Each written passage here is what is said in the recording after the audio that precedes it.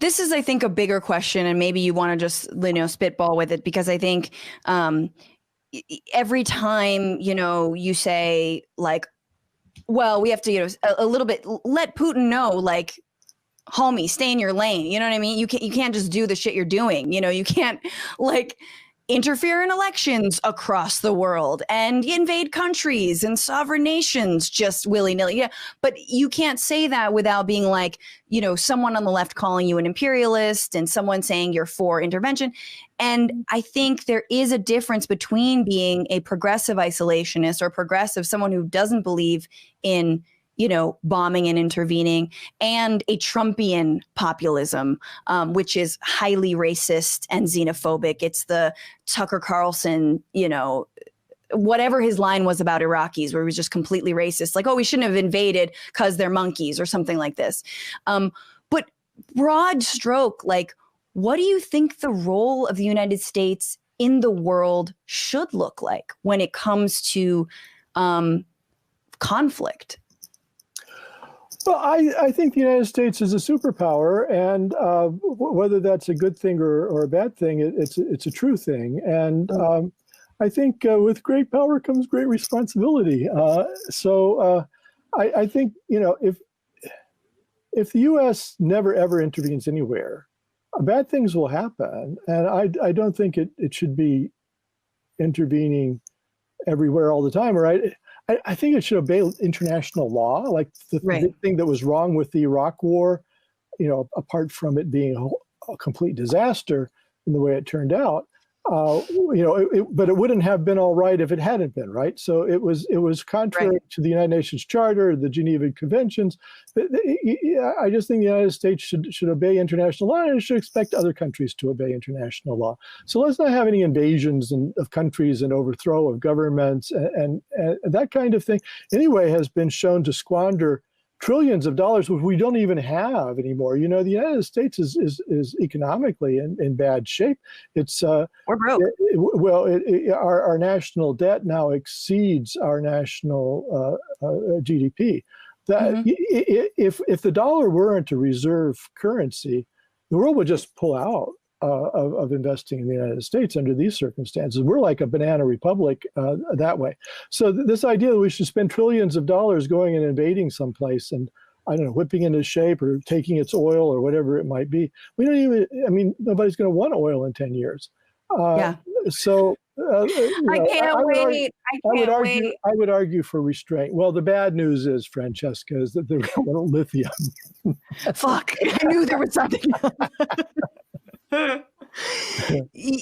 So to that end, the fact that we're in debt, I also think there's been a lot of ratcheting of violence and rhetoric against China. And at this point, in order to wage a war against China, we'd have to ask China for the money, which puts us in a really weird position.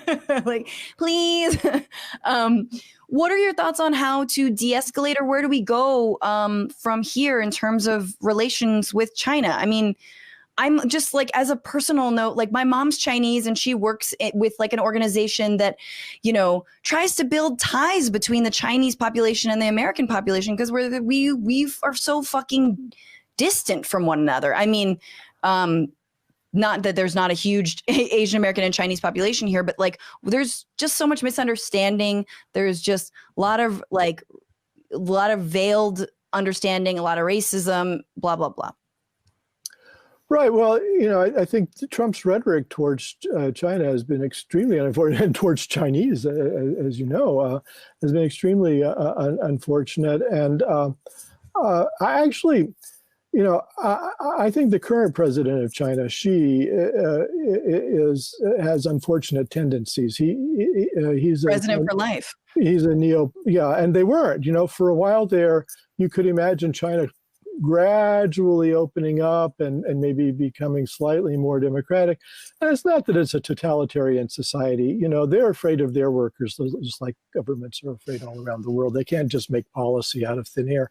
But he is a neo-Maoist, and he's taken the country in a very authoritarian direction, kidnapping people in Hong Kong and And then sort of Uyghur camps. Uyghur camps, I mean, massive re-education camps for an entire ethnic group, and then building artificial islands nearby to the Philippines with an eye towards grabbing, oceanic real estate, and encroaching on Japan and so forth. So,